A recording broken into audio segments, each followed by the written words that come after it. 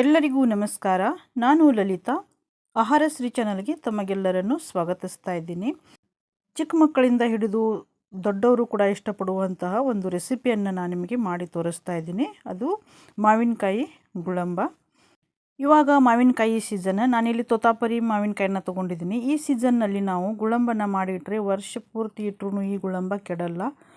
ನಾವು ಇದನ್ನು ಒಂದು ಏರ್ಟೈಟ್ ಕಂಟೈನರ್ನಲ್ಲಿ ಹಾಕಿ ಸ್ಟೋರ್ ಮಾಡಿ ಇಟ್ಟು ತಿನ್ನಬಹುದು. ಇದನ್ನು ನಾವು ಚಪಾತಿ, ರೊಟ್ಟಿ, ಪೂರಿ ಜೊತೆಯಲ್ಲಿನೂ ಕೂಡ ಇದನ್ನು ತಿನ್ನಬಹುದು. ಚಪಾತಿ ಮೇಲೆ ಇದನ್ನು ಸ್ಪ್ರೆಡ್ ಮಾಡಿ ನಾವು ರೋಲ್ ಮಾಡಿ ಮಕ್ಕಳಿಗೆ ಕೊಟ್ಟರೆ ಇಷ್ಟಪಟ್ಟು ತಿಂತಾರೆ. ಮಾವಿನಕಾಯನ್ನು ಚೆನ್ನಾಗಿ ತೊಳೆದು ಒಣ ಬಟ್ಟೆಯಿಂದ ಒರೆಸಿ ಈ ರೀತಿಯಾಗಿ ನೋಡಿ ಇಲ್ಲಿ ಸಿಪ್ಪೆ ತೆಗೆದು ನಾನು ತಗೊಂಡಿದ್ದೀನಿ. ಈಗ ತುರಿಯೋ ಮನೆಯಿಂದ ಇದನ್ನು ತುರಿಬೇಕು. ದೊಡ್ಡ ಹೋಲ್ ಇರುತ್ತೆ ನೋಡಿ, ಆ ಕಡೆಯಿಂದ ನಾನು ಇದನ್ನು ತುರಿತಾ ಇದ್ದೀನಿ. ಇವಾಗ ಇಲ್ಲಿ ನೀವು ನೋಡ್ಬೋದು 2 ಮಾವಿನಕಾಯನ್ನು ನಾನು ಇಲ್ಲಿ ತುರಿದು ತಗೊಂಡಿದ್ದೀನಿ. ಈಗ ನಾವು ಇದನ್ನು ಅಳತೆ ಮಾಡ್ಕೊಳ್ಳೋಣ. ತುರಿದ ಮಾವಿನಕಾಯಿ ಎಷ್ಟಿರುತ್ತೆ ನೋಡಿ ಅಷ್ಟೇ ಪ್ರಮಾಣದಲ್ಲಿ ನಾವು ಬೆಲ್ಲ ಅಥವಾ ಸಕ್ಕರೆಯನ್ನು ತಗೋಬೇಕು. ಇಲ್ಲಿ ನಾನು ಬೆಲ್ಲ ತಗೊಳ್ತಾ ಇದ್ದೀನಿ. ಸಕ್ಕರೆ ಅಷ್ಟು ಆರೋಗ್ಯಕ್ಕೆ ಒಳ್ಳೆಯದಲ್ಲ. ಇಲ್ಲಿ 1 ಬೌಲಷ್ಟು ನಾನು ಮಾವಿನಕಾಯಿಯನ್ನು ತಗೊಂಡಿದ್ದೀನಿ. ಈಗ ಇದನ್ನು ಒಂದು ಪಾತ್ರೆಗೆ ಹಾಕ್ಕೊಳ್ತಾ ಇದ್ದೀನಿ. 1 ಬೌಲ್ ಮಾವಿನಕಾಯಿ ತುರಿಗೆ ನಾನು 3/4 ಬೌಲಷ್ಟು ಇಲ್ಲಿ ಬೆಲ್ಲ ಹಾಕ್ತಾಯಿದ್ದೀನಿ. 3/4 ಬೌಲು ಯಾಕೆ ಹಾಕ್ತಾಯಿದ್ದೀನಿ ಅಂದರೆ ನಾನು ತೊಗೊಂಡಿರುವಂಥ ಮಾವಿನಕಾಯಿ ಸ್ವಲ್ಪ ಸಿಹಿ ಇದೆ. ಅದಕ್ಕೋಸ್ಕರ ನಾನು 3/4 ಬೌಲಷ್ಟು ತೊಗೊಂಡಿದ್ದೀನಿ.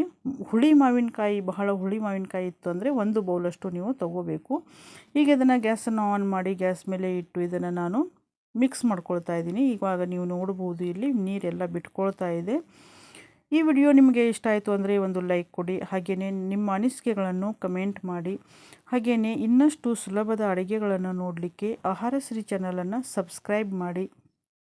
ಈಗ ನೋಡಿ ಇಲ್ಲಿ ನೀರೆಲ್ಲ ಕರಗಿದೆ, ಸ್ವಲ್ಪ ದಪ್ಪ ಕೂಡ ಆಗ್ತಾ ಇದೆ. ಇವಾಗ ನಾನಿಲ್ಲಿ ಒಂದು ಅರ್ಧ ಟೀ ಸ್ಪೂನಷ್ಟು ಇಲ್ಲಿ ಏಲಕ್ಕಿ ಪುಡಿಯನ್ನು ಸೇರಿಸಿದ್ದೀನಿ.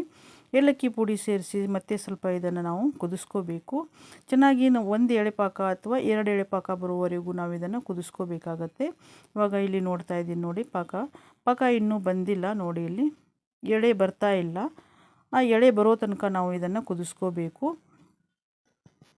ಇದು ಹುಳಿ ಸಿಹಿ ತಿನ್ನಲಿಕ್ಕೆ ತುಂಬ ಚೆನ್ನಾಗಿರುತ್ತೆ. ಒಂದ್ಸಲ ನೀವು ಇದನ್ನು ಟ್ರೈ ಮಾಡಿ ನೋಡಿ. ಇವಾಗ ನೀವು ನೋಡ್ಬೋದು ಇಲ್ಲಿ ನೋಡಿ ಎಳೆ ಎಷ್ಟು ಚೆನ್ನಾಗಿ ಬಂದಿದೆ. ಈ ರೀತಿ ಎಳೆ ಬರೋವರೆಗೂ ನೀವು ಇದನ್ನು ಕುದಿಸ್ಕೋಬೇಕಾಗತ್ತೆ. ಇವಾಗ ಇಲ್ಲಿ ಮಾವಿನಕಾಯಿ ಗುಳಂಬ ಅಥವಾ ಮಾವಿನಕಾಯಿ ಮುರಬ್ಬ ಇಲ್ಲಿ ರೆಡಿಯಾಗಿದೆ.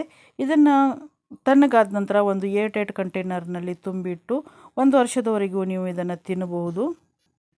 ಈ ವಿಡಿಯೋವನ್ನು ಪೂರ್ತಿಯಾಗಿ ನೋಡಿದ ತಮಗೆಲ್ಲರಿಗೂ ನನ್ನ ಧನ್ಯವಾದಗಳು.